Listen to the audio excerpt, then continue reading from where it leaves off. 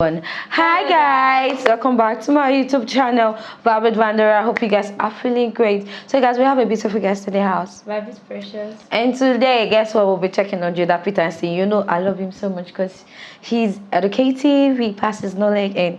And they said best come back. Let me see. Best come back. Let's check it out. I want to go talk to Peterson. Peterson, do you have any comments on the Nazi presence at your protest? The presence of Nazis and white supremacists assaulting people at your protest. Do you have any comment on that?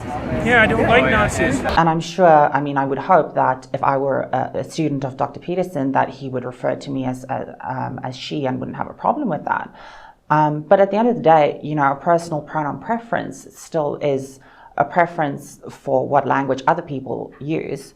And at the end of the day, I don't have ultimate control over what Dr. Peterson, what the language he chooses to use, or anybody else for that matters. That's up to them. Okay, let me find out then. Arises, let me find out. If she were a student of yours, what would you call her? She. You would. Okay. We've established that. Why should your right to freedom of speech trump a trans person's right not to be offended? Because in order to be able to think, you have to risk being offensive. I mean, look at the conversation we're having right now. Like you're certainly willing to risk offending me in the pursuit of truth. Why should you have the right to do that? It's been rather uncomfortable. Well, I'm very glad I put you on the spot. Well, I'm very glad that I have exercised my freedom of speech. You get my point. It's like you're doing what you should do, which is digging a bit to see what the hell's going on. And that is what you should do. But you're exercising your freedom of speech to certainly risk offending me. And that's fine. I think more power to you as far as I'm concerned. So you haven't sat there and... I'm just trying to work that out. I mean... Ha, gotcha. You have got me. I'm trying to work that through in my head. And there's not a secular humanist organization or country on the planet that has ever produced as a good thing, an intentional good thing, rapists and murderers. So, well, that's highly debatable. That's highly debatable. Actually, it's absolutely true because there's never been a secular humanist government on the planet. I don't know. I think the Soviets were pretty secular. No, humanists. Then, I know with all due apologies, you do not know the first thing about what secular humanism is. You should read the Secular Humanist Manifestos, because what happened in Russia, in communist countries, was an institution of a religious-like structure centered around an individual and forced atheism, none of which is consistent with humanism. The great American philosopher Beyonce Knowles said that it has been said that racism is so American that if you challenge racism, you look like you're challenging America.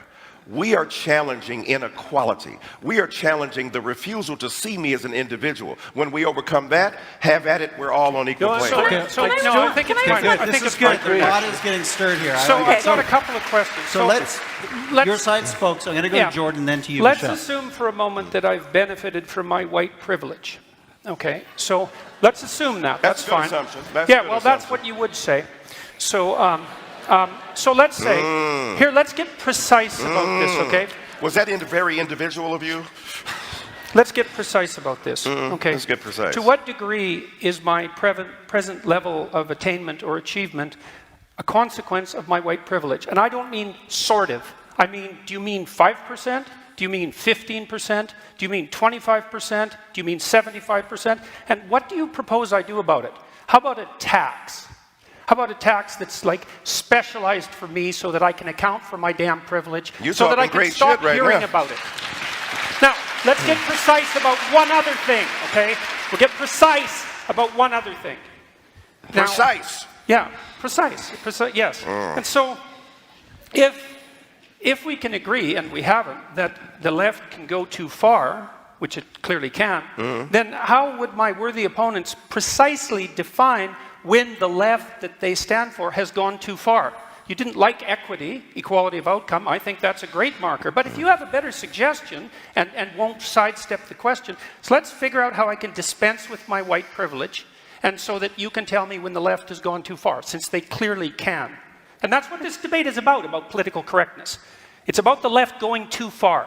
And I think it's gone too far in many ways. And I'd like to figure out exactly how and when, so the reasonable left could make its ascendance again and we could quit all this nonsense. When you talk about, feminizing men, it almost sounds derogatory. It's almost as if you're saying that to be feminine or to express any sort of femininity is actually inferior to masculinity. And I think that is a huge problem even within the language that we use. When you say, don't be such a girl, don't be such a pussy, the greatest insults that men can give each other tend to have feminine origins, like, as I said, pussy or faggot, or anything like that. And I think, again, that speaks to a very systematic inequality between the genders. And you attributed the rates of mental illness among men to their inability to express, say, sentimental emotions. And I don't think there's a shred of clinical evidence to support that stance. Sorry. Go ahead. No. Well, I don't think there's a shred of evidence to support that stance. The kind of violence, for example, that Lawrence is discussing is a consequence of competitive violence among young men. I think there is some evidence that men find it difficult to talk about things, and that and they also ways find in it which you can help young out. men to talk about things. And that's the evidence for the differential rates of mental health and suffering? I also don't think when you're talking about things being so innate, Judith Butler would have said that, gender is a construct, that gender is a performance. Well, Judith Butler doesn't know what she's talking about in the least, so I don't accept that. That's interesting, but she's no scientist, she doesn't know the psychological literature. And this is all under the influence, you say, of postmodernism and neo-Marxism. Yeah, but aren't those things two separate things? They're completely separate. And this is something I've been criticized for. Dr. Peterson doesn't understand the difference between neo-Marxism and postmodernism. It's like, I understand the difference perfectly well. It isn't me that's conflating them. It turns out that the people who push postmodern doctrines in the university almost always ally themselves with a Marxist viewpoint. And that is logically incoherent. But I would say the postmodernists really don't give a damn for logical coherence, because they regard that as part of the oppressive, patriarchal, Eurocentric view of the world. The idea that there's an objective reality and all of that, and that you can deal with it with logic. You accept this oppression narrative without question. 120 years ago... I don't accept anything without question. I'm just telling you a fact. That's not a fact. Yes, it is. No, it's not. Women were expected to stay home and take care of the kids and cook a meal. Women didn't have reliable birth control until 1960. Don't you think that played a role? Don't you think the fact that they didn't have reliable care for their menstrual cycles? Are you blaming women for not being allowed to lead countries, to lead nations? Because they didn't were allowed to lead nations. There were queens in many countries. I think you have no idea how much this oppression narrative has saturated your thinking. Why do you think it is that so much of what you say is so very popular with the alt-right? It isn't. And you don't have any evidence for that at all. More than the evidence that alt-right people watch this show. Neo-Nite website, Saviour of Western Civilization. Oh, well, that was all taken apart today by a number of Jewish publications, by the way, showing that, first of all, that was all satirical commentary on the part of the alt-right, directed at taking me down, for example. And there was an alt-right article yesterday published saying that I was a Jewish stooge and shill.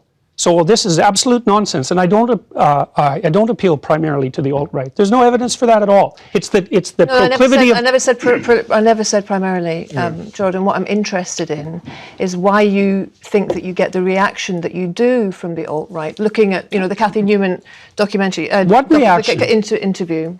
There's 10 million people watched that and commented on it. I'm talking about what I saw, and I'm curious to know what your reaction was to the glee with which the alt-right seized upon that interview. I don't accept. Should we deal with the death threats? I mean, she had, I think, a dozen. I don't accept the concept that it was the alt-right that was doing this. There were 10 million people who commented on that video, and about 95% of them commented negatively on Cathy Newman's behavior. You think there's 10 million alt-right trolls watching that? I see very little of the pursuit of justice characterizing the modern university. I see a tremendous amount of the pursuit of vengeance for things that don't even deserve to have vengeance extracted for them. So give me an example of what doesn't deserve vengeance. How about the existence of the patriarchy? But you don't mean now that women have not suffered injustices. In Britain, Virginia Woolf couldn't go to university, or rather she couldn't get a degree. Women have been excluded in all kinds of ways from social situations, have they not? Yes, but people have been excluded from social situations in all kinds of ways. And I don't like the narrative, the social historical injustice narrative as a way of looking at the world. The way that young people now are taught about the relationships between men and women throughout history is that the fundamental narrative is that men oppressed women throughout the course of history. And then that kind of came to an end when everybody woke up in 1964. No. Yeah, really. That's really it. No, listen, I don't know what it's like in Canadian universities, but that's what I call, and forgive this European reference, that's a kind of Punch and Judy way of seeing it. That is not how universities as a whole operate. Well, that's how they operate in Canada. We had the biggest scandal in Canadian university history last year when a graduate student was hauled in front of a Maoist inquisition for daring to show a 5-minute video of me discussing issues like this on public television. The universities are in far worse shape. Maybe they're not in such bad shape in the UK as they are in North America, but they're in plenty bad shape in North America. Forgive me, and I'm sorry you were involved, but that is not the biggest scandal. The biggest scandal will be the number, for instance, of suicides that are prevalent amongst undergraduates. The fact that one academic was holed up, in my view, inappropriately for doing what was done is not the biggest scandal. You're inflating It's things. not the biggest tragedy. The suicides are a bigger tragedy, but it was certainly the biggest scandal. Canadian universities don't make international news. Your background, it's pretty earthy. But how did you connect that with your current political perspective? You said that you became disillusioned with socialism. I became disillusioned with ideology, I would say. With ideology in general. Yeah, definitely. I mean, that's certainly not something that's changed. I mean, I don't like ideologues. Wow. Like I said, Jordan Peterson is very, very intelligent, and, I know he was going to, answer the question in a way that, okay, yeah, you deserve, how do I put it? He's just intelligent and very, that's how I'm just going to put it. To me, I was actually expecting such replies, because I know he's going to give us a fitting reply to each question. So, man, just keep on increasing my, should I say, how do I put it? Like someone I'm looking up to, yeah. I know he's not going to disappoint me, and it's brave, like I said. So tell me, what's your intake on this? So Jordan is actually like a very intelligent man. Yeah. I always see it. Like it's just use savage comebacks, like how he was being savage even though he was responding to questions. Like he's just someone that is very straightforward. And if you're trying to contradict what he's saying, he will give it to you immediately. Like, hey, he will give it to you immediately. Like. So I love the fact that he's knowledgeable and he also know how to stand on his fact, and everything. Yeah. Like I really admire how he speaks a lot, and I just wish that I could have enough knowledge like he does. He's really good, yeah. Yeah, and my favorite part was when they said, I know you're going to call her a she. Yeah. Tell me, so what? Yeah, she's a she. Like, come on. So that's going to the end of today's reaction. Don't forget to like, comment, and subscribe. I love you all so much. Let me know what you feel in the comment section. See y'all in the next one. Bye.